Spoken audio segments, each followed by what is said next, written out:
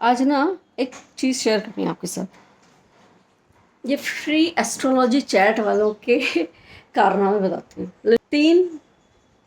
तीन वेबसाइट्स में, जो तीन प्ले स्टोर से मैंने डाउनलोड करी, तीनों में मैंने अपना एक क्वेश्चन डाला और उस क्वेश्चन का आंसर तीनों ने अलग अलग बताया।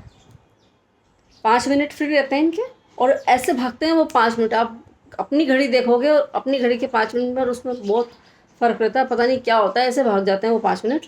लेकिन मैंने क्या किया, अपना पूरा एक पूरा मैसेज टाइप किया कि ये प्रॉब्लम है, ये मेरा डेट ऑफ बर्थ है एंड फलाना ढिमकाना करके मैंने पूरा एक साथ बड़ा इतना बड़ा नोट लिख के डाल दिया, सो दैट टाइम वेस्ट ना हो चैट में। फिर मैंने कहा उपाय बताओ, प्रॉब्लम क्या है। एक ने कहा मंगल दोष है तो ये करो, दूसरे ने कहा चांडाली हो गए भाई मेरे। सच्ची, मैंने ये योग आज तक नहीं सुना अपनी कुंडली में। एक ने कहा ये जो कर रही हो ये छोड़ दो। मैंने कहा तेरे को 1 स्टार दूं मैं, आया बड़ा जो छोड़ दो। 0 नहीं था उसमें ऑप्शन में, वो देती ही नहीं उसको ना। नहीं देती वाली बात नहीं है, देना था जानबूझ के। बैड नहीं देती तो उसको उसका फीडबैक नहीं मिलता ना। 1 स्टार देके मैं उसको फीडबैक बताया और वो 5 स्टार वाला एस्ट्रोलॉजर था। मतलब सब अलग अलग बता रहे हैं। तो तुम मतलब मज़ा तो आया बातें करने में उनसे। करके देखना कभी फ्री चैट। तो बट मुझे नहीं लगता ये लोग इतने ज्ञानी है, बस यहाँ पे ऐसे बैठे हैं। और ये फ्री चैट तो है ना, ये मन मार के करते हैं। ये इनको इंटरेस्टिंग है फ्री चैट करने में, सीरियस। और हर मिनट के 10 रुपये हैं। Every minute they will charge you 10 rupees. तो 5 मिनट में उन तीनों ने मुझे जो बताया, मेरी आंखें खुल गई कि कोई एस्ट्रो ऐप सही नहीं है, भरोसा मत करो, ज़्यादा परेशान मत हो। कि मेरी लाइफ में मेरी कहीं अटकी हुई चीज़ है, वो है मेरा करियर। बस except my career everything is good. तो करियर मेरा जो अटका हुआ है ना, तो वही मैंने उससे पूछा एंड तीनों ने डिफरेंट चीज़ें बता दी। क्योंकि मैंने उनसे कहा कि मुझे करियर में प्रॉब्लम है, तो उनको बात समझ में आ गया कि कुछ तो बताना पड़ेगा। तो उन्होंने मेरे को, किसी ने चांडाल योग बता दिया, तो किसी ने मंगल ग्रह की शांति बताई, और तीसरे ने तो कह दिया कि भाई बैंकिंग ही ट्राई कर लो। बैंकिंग से तो मैं थक गई भाई। मेरे जो बैंकिंग टाइप्स जो काम करती थी, मेरे को नहीं इंटरेस्ट उसमें, पहले भी नहीं था। मैं ज़बरदस्ती करती थी। जिसमें मुझे मज़ा आ रहा है मैं वही करूँगी। करूँ तो नहीं मैं, भले कितनी चिड़िया आ रही। हाँ, मेरा राहु खराब है। हाँ, एक ने तो यूँ कहा कि आपके राहु बैठा हुआ है। राहु कैसे खराब है? सी द बर्ड्स, दिखाते हो जो दिख रहे हैं आपको, ये चिड़िया है, दिख रही होंगी ना कितनी चिड़िया है। 1 2 3, नीचे उधर 4 5 6, इधर इधर भी बहुत सारी बैठी हैं। जिसके घर में चिड़िया है, पक्षी आते हैं, उसका राहु खराब हो नहीं सकता। और हर इंसान जो परेशान होता है वो एक बार तो हर चीज़ को आजमाता ही है, सोचता है कि ये कर लें ये कर लें। थोड़ा बहुत परेशान तो हर इंसान रहता ही है, ऐसा नहीं है। मैं भी थोड़ी बहुत ही हूँ, ज़्यादा नहीं। Just for the sake of my career, जिसकी कोई ज़रूरत नहीं है मुझे इतना परेशान होने की। बट फिर भी कई बार इंसान ये सोचता है ना कि यार अपन इतना एफर्ट्स डाल रहे हैं, इतना हार्ड वर्क कर रहे हैं, then why things are not coming out the way I want. अब मुझे बनाना था आज बेसन के लड्डू, तो अब तो ना बन पाएंगे क्योंकि ये आरओ ठीक करने वाले भैया आ गए थे। मैंने सोचा पहले कर लूँगी, फिर वो आ गए, फिर मैंने छोड़ो अब ना हो पाएगा। एंड मेक अपनी पढ़ाई कर रही है, मैं इधर बैठी हूँ। अब मुझे चुप हो जाना चाहिए इससे पहले कि वो मुझे चुप होने को बोल दे। गर्मी बहुत हो रही है, लेकिन बारिश बहुत तेज हो रही है। बाहर दिखाऊँ, बारिश हो रही है हाँ, और बहुत गर्मी हो रही है। मतलब सफोकेशन, वो ह्यूमिडिटी हो रही है बहुत ज़्यादा। और ये टी शर्ट है मेरी, एक्सचेंज के बदले आ गई है सोल्ड स्टोर की। मैंने मीका से पूछा कैसी लगी, तो बोलती है आंटी टाइप्स। मैंने कहा मैं भी तो आंटी हूँ, मतलब तुम्हारे एज के बच्चों के लिए तो आंटी हूँ।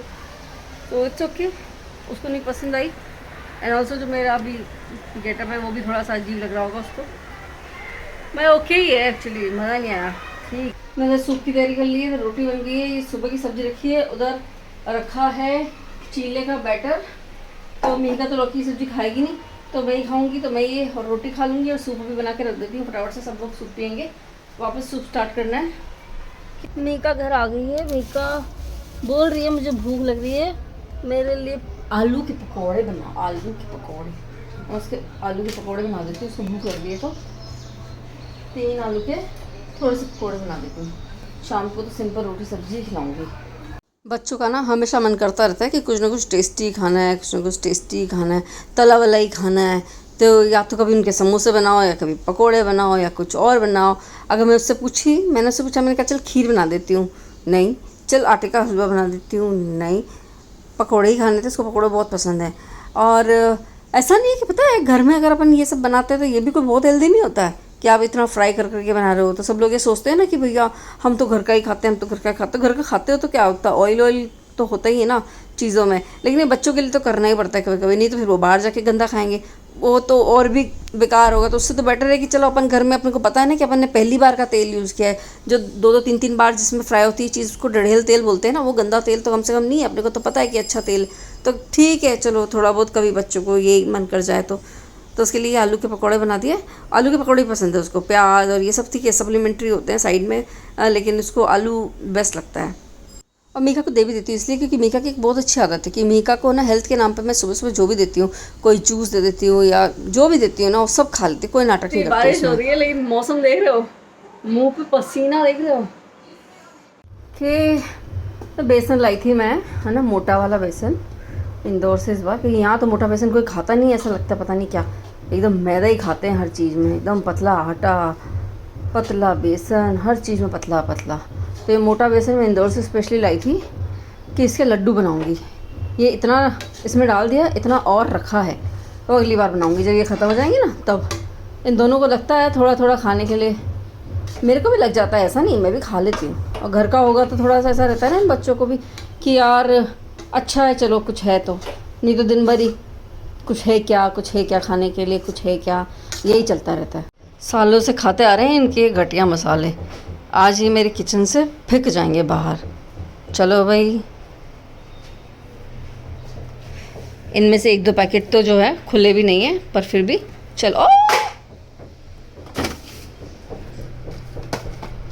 फेंको। अरे तो ईस्ट है, ईस्ट क्यों फेंक रही हूँ मैं, ईस्ट रहने दो। बाकी एवरेस्ट का पाव भाजी मसाला, जाओ डस्टबिन में, जाओ डस्टबिन में, नहीं चाहिए तुम्हारी गधे की लीद, नहीं चाहिए, हम घर पे बनाएंगे। अब खाने का तो ऐसा है भाई, बहुत ज़्यादा गंदगी फैली हुई है बाहर, बहुत हो गया। और अब जो है घर का शुद्ध खाना खाओ, नहीं खाना मत खाओ। बच्चों से तो यही है, बच्चे अगर ना माने तो मत खाओ। ऐसी होती है मम्मियाँ जो इतना पसीना आ रहा है लेकिन बच्चे के लिए जो है शुद्ध घी का टेस्टी डिश बना रही हैं घर पे। बच्चों को क्या खाना है, मैकडी का बर्गर, पिज़्ज़ा हट, डोमिनोज, गंदा वाला मंचूरियन जिसमें ऑरेंज कलर बिखरा होता है, गंदा सा पानी पूरी जिसमें ऐसे गंदे से हाथ, अभी अगर मेरे को पसीना भी आ रहा है तो मैं इतना हाइजीन मेंटेन करूंगी ना कि मेरे खाने में ना गिरे वो पसीना। हाँ, मैं कोशिश करूँगी कि मैं ऐसे ही कर लूँ। हाँ, हाथ भी अगर मैंने कभी गलती से भी ऐसे कर लिया तो अब मैं अपने हाथ धोऊंगी, है ना। आई नो कि हाइजीन कैसे मेंटेन करना है घर पे, बाहर नहीं होता है मेंटेन। और आजकल तो इतनी गंदी वीडियोस आ रही हैं, फैक्ट्रीज से बाहर आ रही हैं, पता चल रहा है कि कितना गंदा खाना बन रहा है। और मैकडी पे जाके बर्गर खाते हैं, पिज़्ज़ा हट, डोमिनोज, और पेरेंट्स को पता भी नहीं होता, फिर पेरेंट्स को सैटरडे संडे तो खिलाना ही होता है। तो बच्चों ऐसा मत करो, पेरेंट्स को एटलीस्ट पता तो होना चाहिए कि तुम महीने में 1 बार खा रहे हो कि हफ्ते में 1 बार खा रहे हो। माएँ तो बेचारियाँ तुम्हें हेल्दी खिलाने का जुगाड़ कर रही हैं और तुम जो है कचरा खा रहे हो, क्योंकि ये एडिक्शन है। बच्चों की भी गलती नहीं है। हम जब छोटे थे हमें दिखता नहीं था, हम तो कभी मांगते भी नहीं थे हमारे पेरेंट्स से, कि हमें पता था उनके पास पैसे नहीं है। आजकल के बच्चों को पता है कि उनके पास, पेरेंट्स के पास पैसे हैं, प्लस उनको इंस्टाग्राम पे, यूट्यूब पे हर जगह चीज़ें दिखती हैं, तो उनको लगता है कि ये तो बहुत अच्छी चीज़ है, हम ये खा लेते हैं, है ना। और जो लोग गंदा चीज़ खा रहे होते हैं वो तो उस चीज़ की बुराई सुन ही नहीं सकते, जिनको कचरा खाने की आदत है। माओ की रिस्पेक्ट करो जितने पसीने में लथपथ होकर तुम्हारे लिए खाना बना रही है। थोड़ा बहुत अगर टेस्ट वाइज 1 पॉइंट कम भी रह जाए ना, कोई बात नहीं बच्चों, खा लिया करो, आगे से अच्छा बना देगी मम्मी। बना के रखती हूँ मैं, ऐसा नहीं है। मैं ना हमेशा मीका के स्कूल स्टार्ट होते हैं ना, तो कभी मूंगफली की मिठाई बना देती हूँ, उसको बहुत पसंद है, पीनट चक्की, है ना। और कभी बेसन के लड्डू बना देती हूँ, तो ये बना के ही रखती हूँ हमेशा, कुछ ना कुछ ऐसा बना के रखती हूँ। कभी थेपले बना के रख देती हूँ, कभी घाघरे बना के रख देती हूँ। ये कहाँ योगिता ने चम्मच रखी, बताओ, आज चम्मच वहाँ से रखी चली गई। एडिक्शन है ना, ये खराब है, बहुत ज़्यादा गंदा है। मतलब बताओ, माँ इतना पसीने में ऐसी बढ़िया शुद्ध घी वाली, दादी ने घी बना के दिया है, ऐसा बढ़िया घी का चीज़ बना के रख रही है, लेकिन बच्चों को क्या खाना है बाहर, कचरा कचरा। इससे तो इन इन ये आज की जनरेशन के बच्चों से अच्छा हम बच्चे थे कि यार हमारा सही था। हमारे माँ बाप, हमको पता था हमारे माँ बाप के पास पैसे नहीं है, हम कोल्ड ड्रिंक तक की जिद नहीं करते थे। बच्चों की गलती नहीं है, देखते हैं ना, ये इनको दिख ज़्यादा रहा है, हमें दिखता ही नहीं था। हमें सिर्फ टीवी पे दिखता था, तो हमारे पेरेंट्स कहते थे बेटा ये कोटा में मिलता ही नहीं, छोटे शहरों में नहीं मिलता है, बड़े शहरों में मिलता है ना। तो हम वो जनरेशन है। और इससे तो कभी कभी ऐसा लगता है कि अच्छा है जो पैसे नहीं थे हमारे पास, कचरा पानी खाया कभी हम, कम से कम हमने। अब इसके कुछ फ्रेंड्स हैं, नाम नहीं लूँगी मैं, यहाँ पे जाते हैं, बाजू में मैकडी है, बर्गर खाए आ जाएंगे, माँ बाप को पता भी नहीं चलता कि उन्होंने आज बर्गर खाया है ना। वीकडे में कभी भी बर्गर खा लेंगे और फिर उसके बाद सैटरडे संडे तो माँ बाप खिला ही देते हैं, है ना। अब ये इस सैटरडे संडे से तो हमने बंद ही कर दिया। इससे क्या, हमने कोटा से आए, इंदौर से आए, वैसे भी बहुत कुछ खा के आए, तो पर मैंने तो अब डिसाइड कर लिया है घर पे ही बनेगा। अभी सैटरडे संडे भी छोले भटूरे, पानी पूरी, भेलपूरी, ये सब मैंने बनाया था घर पे ही, जो भी है घर पे बनाऊंगी। देखो माँ इतना पसीने में तरबतर होके बना रही तुम्हारे लिए, हर बच्चे के लिए। हर माँ ऐसे ही बनाती है ना, हर माँ ऐसे ही पसीने में तरबतर होती ही रहती है, फिर भी बच्चों के लिए खाना बनाती है, लेकिन बच्चों को क्या वैल्यू नहीं है उस चीज़ की। लास्ट टाइम मैंने ना मोठिए बनाए थे लड्डू। कैसे कि इसको मोठिए बना लिए थे, दूध में इसको अच्छे से कर लिया, मथ लिया, और छोटे छोटे गोले बना के, और फिर उसको सेक करके, सॉरी घी में फ्राई करके, फिर मोठिए बना के, और फिर अगेन उसको मैंने पीस करके और फिर बनाया था लड्डू। और वो इस मीका को पसंद नहीं आए थे, तो मैंने कहा वो पसंद नहीं आता तो फिर ज़्यादा मेहनत भी क्यों करना, फिर सिंपल मेहनत करो कि बेसन को रोस्ट कर दो, उसमें शक्कर मिला दो और उसमें घी मिला दे और वो कर दो, बना दो उसके लड्डू। तो मीका को यही वाले लड्डू पसंद है, इसमें उसको बेसन वाला टेस्ट आता है, उसमें एक्चुअली उसको बेसन वाला टेस्ट नहीं आया था। और घी तो भाई मैं भरपूर डालती हूँ कि बच्चा, इसमें एक चीज़ तो अच्छी हो, शक्कर बेकार है तो क्या हुआ, घी तो कम से कम बच्चे के पेट में जाए। तो वैसे भी है ना, आजकल हर कोई बोलता रहता है घी नहीं खाना, तेल नहीं खाना, घी नहीं खाना। अरे क्यों नहीं खाना, खाने दो ना बच्चों को, बच्चे नहीं खाएंगे तो कब, और बड़े को भी खाना चाहिए। हाँ, कोई घी भी खाने से कुछ ख़राब नहीं होता। ये बाहर का कचरा मत खाओ, जो इतना चीज़ और इतना पनीर भी बेकार है और चीज़ भी बेकार है। घर में खाओ अच्छी चीज़ें। अभी जस्ट बना के निपटी हूँ ना, तो एक गंदा हो रखा है। अच्छा, मैं दाल बना रही हूँ, मसूर और तुअर मिक्स, है ना। मैं टमाटर की जगह से मैं ना आंवले डाल रही हूँ, 2 आंवले ऐसे ही बॉईल कर दूँगी डायरेक्ट, और हींग में बनाऊँगी। ऐसा नहीं कि टमाटर नहीं है घर पे, बट आंवले की भी खानी चाहिए कभी कभी, अच्छी लगती है, पता। बन गए लड्डू, और इनको ना मैं इस डब्बे में रख देती हूँ बंद करके सबको। अभी बन चुका है, दाल चावल बन गए, सबने खा लिए, बस इसके पापा आएंगे मीका के, वो खाएंगे। इसमें आजकल रोज़ का ये मेरा चल रहा है थोड़ा सा हेल्थ रूटीन, जिसकी वजह से मेरा लिपिड प्रोफाइल, हीमोग्लोबिन प्रोफाइल सब कुछ एकदम नॉर्मल आया है। 1-2 प्रॉब्लम्स हैं, वो मैं बताती हूँ आपको, डिस्कस करती हूँ। तो कितना भी कर लो, कहीं ना कहीं कुछ ना कुछ तो छूट ही जाता है। तो इतना मैं हेल्थ रूटीन फॉलो करती हूँ अपना और इन दोनों का। तो भी देखो, प्रॉब्लम है तो है, कुछ ना कुछ प्रॉब्लम तो हो ही जाती है। लास्ट ईयर जब मैंने अपना टेस्ट करवाया था तो कुछ और प्रॉब्लम आई थी, वो सॉल्व हुई। अब इस साल मैं अभी जो इतने दिनों से रो रही थी कि मेरे हेयर फॉल हो रहे हैं, मेरे हेयर फॉल हो रहा है, 5 महीने से मैं रो रही हूँ लिटरली कि हेयर फॉल हो रहा है। अब मुझे लिटरली ये नहीं समझ कि मैंने तो भी पिछले साल तो टेस्ट करवाया था, तो मुझे रियलाइजेशन भी नहीं था कि ऐसा कुछ हो जाएगा। तो उसमें हुआ ये कि उसमें लिवर में इन्फेक्शन है और वो ठीक होगा। अब रियलाइज़ नहीं हुआ पिछले 5 महीने से ये चीज़, इस पे ध्यान नहीं दिया, इस पे ध्यान देती तो शायद तभी रुक जाता है ये हेयर फॉल मेरा। तो और वो बढ़ता भी नहीं। तो अभी ये इन्फेक्शन थोड़ा सा बढ़ गया है, तो वापस जाना पड़ेगा डॉक्टर के पास। अब फिर अलग चीज़ का ट्रीटमेंट चलेगा। अब वही है ना यार, आपकी बॉडी इंडिकेट तो कर ही रही होती है, क्योंकि इतना severe hair fall normal condition में तो किसी को नहीं हो सकता। मतलब मेरी आंखों से आंसू आते हैं जब मैं कंघा करती हूँ बालों से। तो वो यही इंडिकेट कर रहा था कि देयर इज़ सम प्रॉब्लम। तो वही है, कितना भी कर लो, कुछ ना कुछ तो कम रह ही जाता है।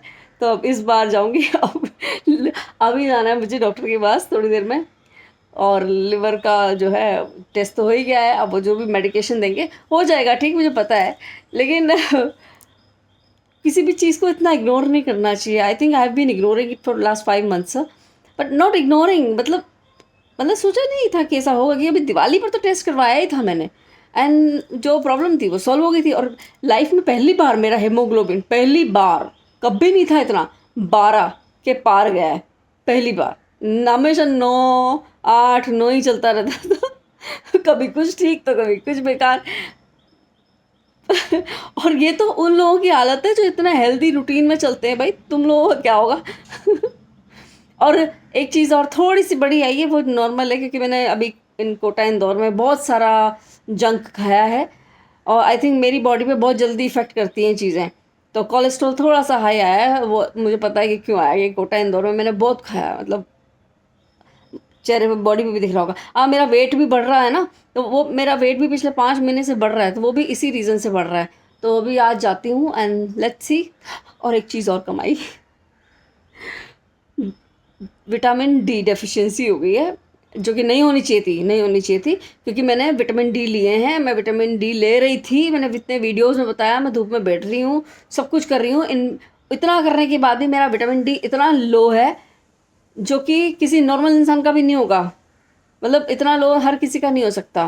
तो रीज़न वो ये है कि वो लिवर में जो इन्फेक्शन है उसकी वजह से ये सब एब्जॉर्ब नहीं हो रहा है, प्रॉब्लम वहाँ हुई है। तो जब एब्जॉर्ब ही नहीं होगा तो फिर आपके बाल भी झड़ेंगे, आपका वेट गेन भी होगा, और दूसरी प्रॉब्लम्स भी होंगी। तो ठीक है, देर आए दुरुस्त है, आज जाती हूँ और लेट्स सी जो भी देगा। मेडिकेशन 3 महीने का तो देगा ही देगा, वो तो मुझे पता है। मीका का भी एक बार लिवर में स्वेलिंग कुछ थी, तो उसके भी हेयर फॉल होने लगे थे, तभी मुझे देखो मेरे दिमाग की बत्ती नहीं जली तब भी, कि मीका का भी वो प्रॉब्लम हुआ था, तभी उसका हेयर फॉल हुआ था। खैर एनीवेज, जाती हूँ, बचे हैं अभी बाल। अभी बाल बचे हैं। है ना। तो बच्चे तो वापस और आ भी जाएंगे, क्योंकि प्रॉब्लम थी तो थी, उस प्रॉब्लम की वजह से गए, कोई एलोपेशिया थोड़ी ना था, कोई कुछ और प्रॉब्लम थोड़ी ना थी। वो तो होता है ना, यही होता है, पता है। मैंने अपने एक वीडियो में यही बोला था कि जब आपकी बॉडी में अंदर कोई प्रॉब्लम होती है ना, तो आपकी बॉडी की पूरी ताकत उस ऑर्गन को बचाने में लग जाती है, and this is least important for body. हमारी बॉडी के लिए ये लीस्ट इंपॉर्टेंट है, इनकी कोई वैल्यू नहीं है हमारी बॉडी के लिए, सिर्फ लुक्स के लिए इंपॉर्टेंट है ये। तो इसलिए ये इसको ना दे करके बाकी बॉडी के उस ऑर्गन की तरफ सारे न्यूट्रिएंट्स को पहुंचा देते हैं जहाँ उसकी ज़रूरत है, तो बेचारा ये क्या करेंगे ना। तो चलो, finally I know the reason and I will go and let's hope for the best. चलो bye, have a nice day.